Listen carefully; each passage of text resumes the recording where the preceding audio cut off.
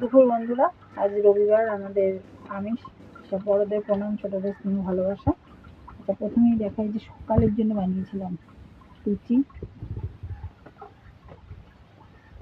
এই যে ঘুগনি, আদা রসুন গরম মশলা টসলা দিয়ে ঘুগনি চা খেতে খেতে তারপরে দুপুরে খাওয়ানো। আমাদের ফ্রিজও নেই, যদি না খায় চালানো যাবে। কত কত জাল দেওয়া যায়, জাল দিলে তো তরকারি ইয়েটা নষ্ট হয়ে যায়। আর একটু করেছি চিকেন পকোড়া,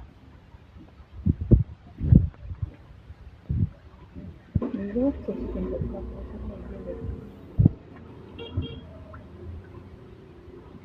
আর এই যে কুমড়ো ভাজা, এরকম হবে কি জানি, জানি না। এই যে শসা, লেবু আর পেঁয়াজ অল্প ছিল, মাংসের জন্য কাটা হয়েছে।